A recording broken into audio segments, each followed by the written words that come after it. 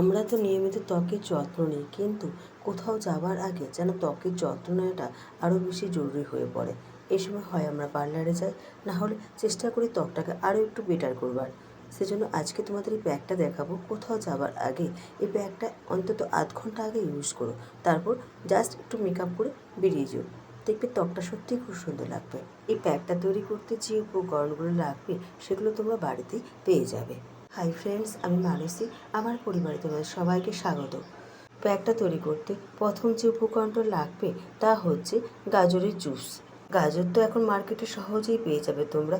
এই গাজরে রয়েছে প্রচুর পরিমাণে vitamin A, C, beta carotene এবং প্রচুর অ্যান্টিঅক্সিডেন্ট, যা ত্বককে উজ্জ্বল এবং দাগমুক্ত করে তোলে।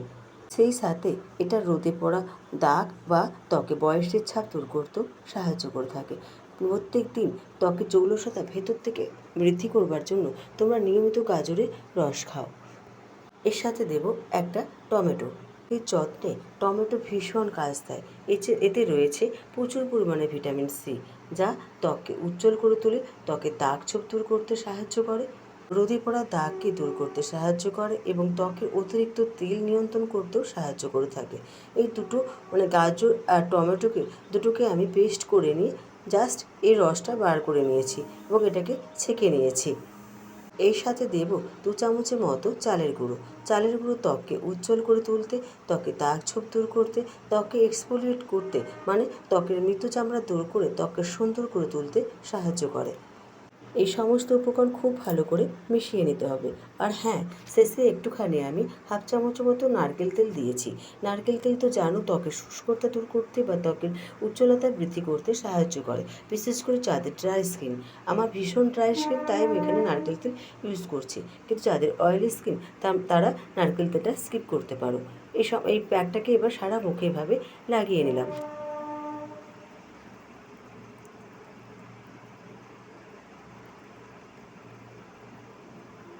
এবার এটা শুকাবার জন্য 10 মিনিটের মতো রাখবো।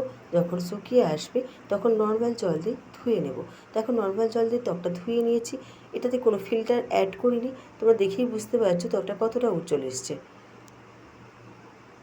এটা তোমরা সপ্তাহে 2 বার তো ইউজ করো, তার সাথে কোথাও যাবার আগে অবশ্যই প্যাকটা ইউজ করো এবং এই প্যাকটা ইউজ করবার পর অবশ্যই যে কোনো ময়শ্চারাইজার ক্রিম ইউজ করে নিও। ফ্রেন্ডস, ভিডিওটা কেমন লেগেছে প্লিজ জানিও।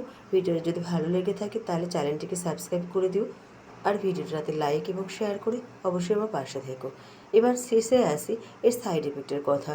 দেখো, অনেকের ক্ষেত্রে টমেটো শ্যুট করে না, টমেটোতে অ্যালার্জি হতে পারে অনেকে, তাই প্যাচ টেস্ট করে অবশ্যই এটা ইউজ করো।